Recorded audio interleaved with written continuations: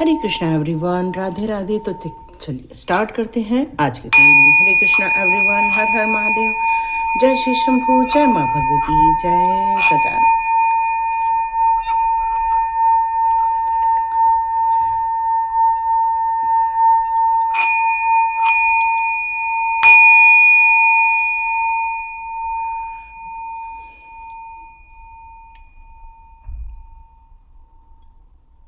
हरे कृष्णा।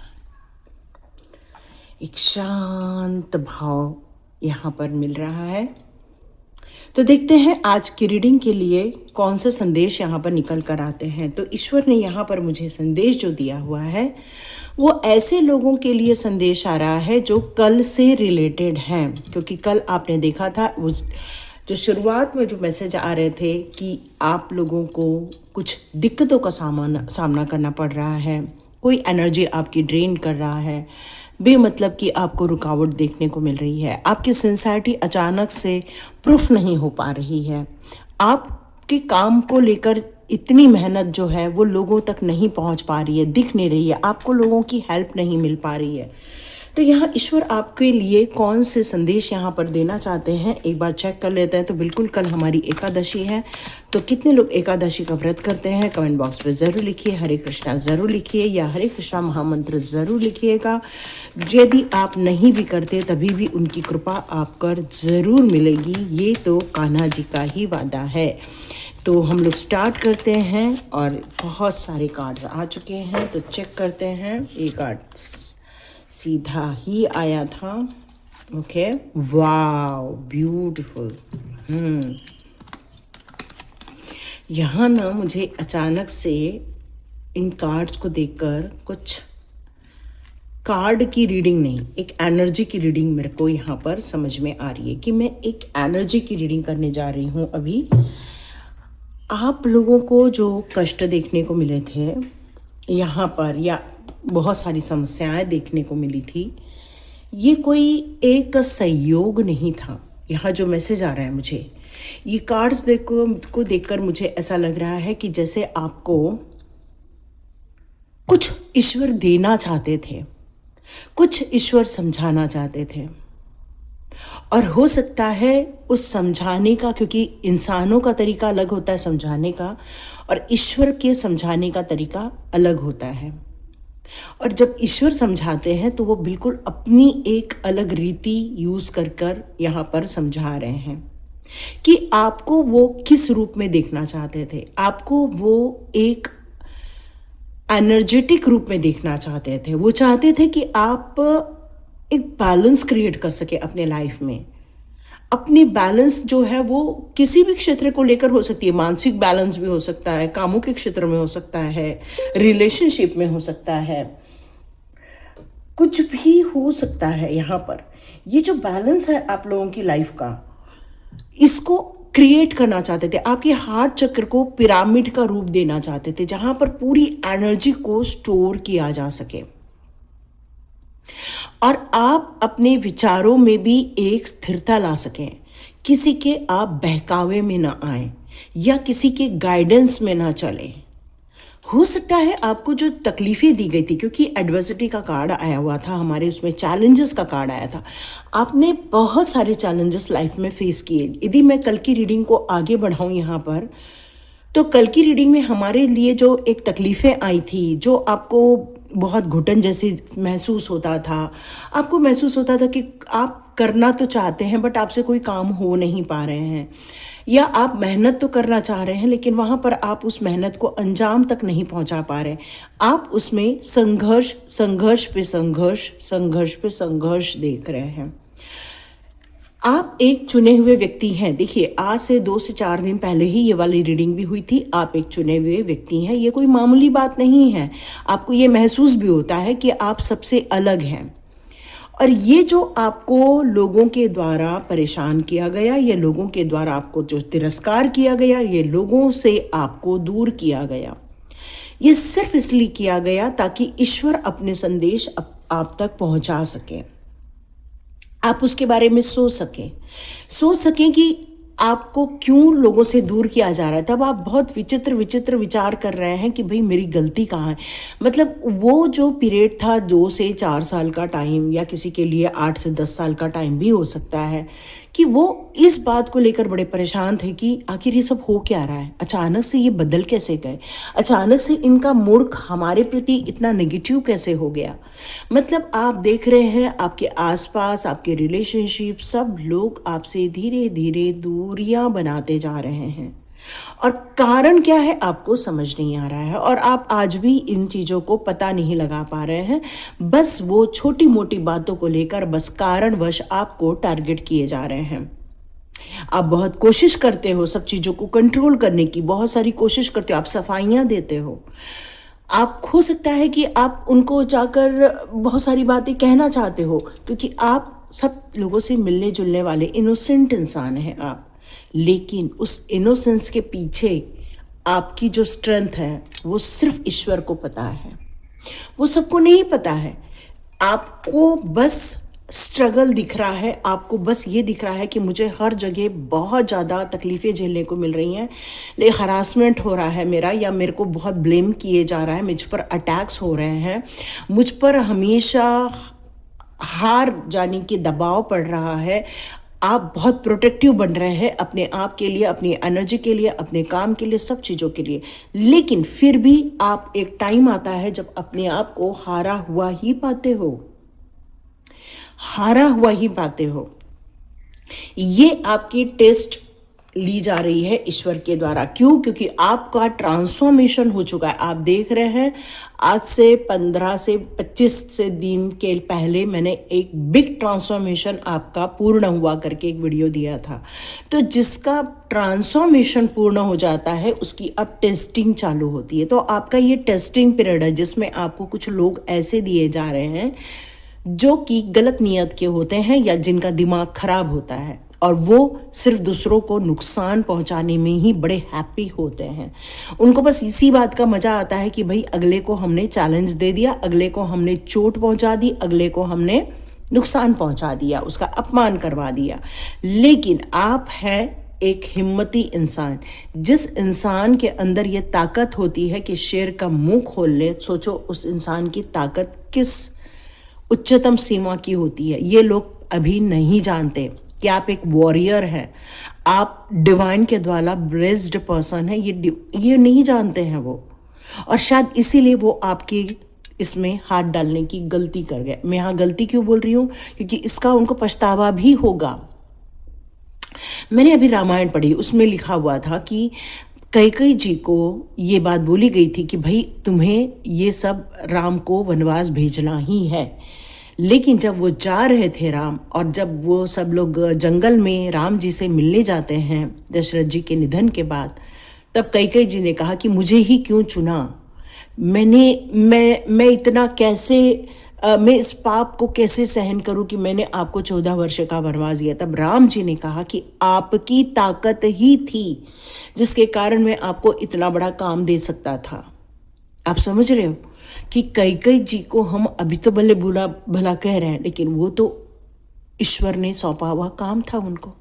क्यों? क्योंकि इतना भयंकर काम करने के लिए भी एक आत्मा में बल होना चाहिए।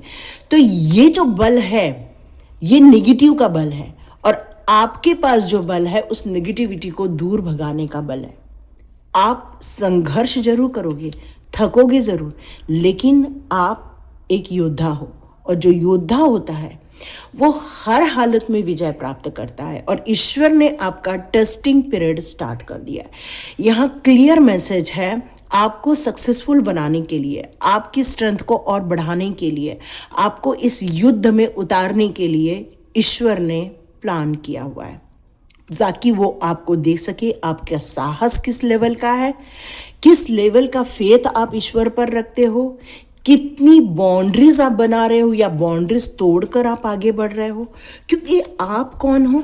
आप हो स्टार सीड, एक ऐसी आत्मा जो हर पहलू को गंभीरता से देखती है, गंभीरता से समझती है, जिसके पास लाइफ में बहुत तकलीफ़ें हो सकती हैं, लेकिन फिर भी अंदर का इंस्पिरेशन ख़त्म नहीं होता है। अंदर की ताकत कभी खत्म नहीं होती।